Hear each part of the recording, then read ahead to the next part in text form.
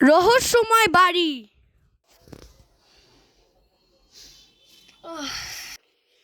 মা আমি উঠে পড়েছি, আমাকে নাস্তা দাও।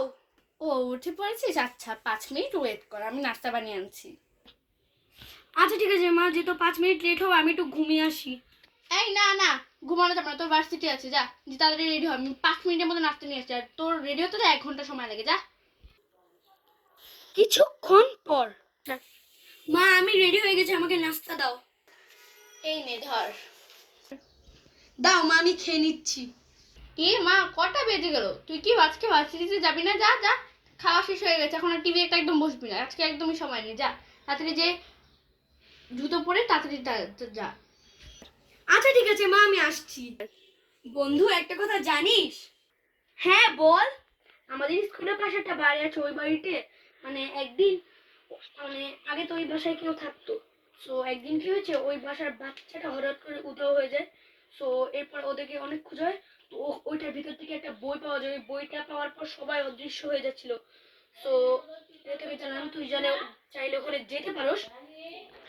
আচ্ছা ঠিক আছে, তাহলে আমি আজকেই যাব। কিন্তু আমার মা। তোর মার থেকে পারমিশন নিতে পারো, যদি তোর মা পারমিশন দেয় তাহলে আমরা যেতে পারবো, আর যদি পারমিশন না দেয় আমরা যেতে পারবো না।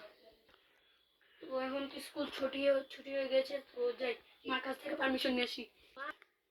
মা জানো, ওই যে আমরা সব বন্ধুরা মিলে পিকনিকে যাব, একটু যেতে দাও আমাকে।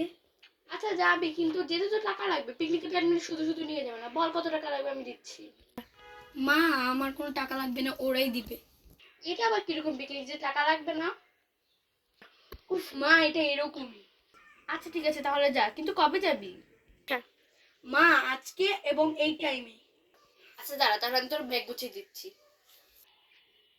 ব্যাগ গুছিয়ে দেওয়ার পর মা আমি যাচ্ছি। হ্যাঁ যা বাবা যা। এসেই তো বলুন, কিন্তু অনেক ভয় লাগছে আমার। কেন আমার এখান থেকে অনেক নয়েজও আসছে, ভয় লাগছে। থাক, সমস্যা নেই, no problem।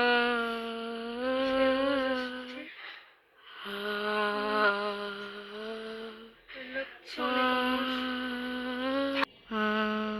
থাক বাবা, যাই।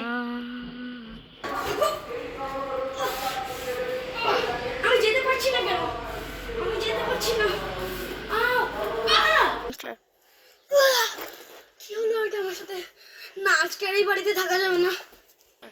উফ, অনেক কষ্টে বাড়িতে চলে এসেছি, আমার ব্যাগ আনতে ভুলে গেছি। না বাবা, সমস্যা নেই, বেঁচে যে ফিরেছি এটা অনেক।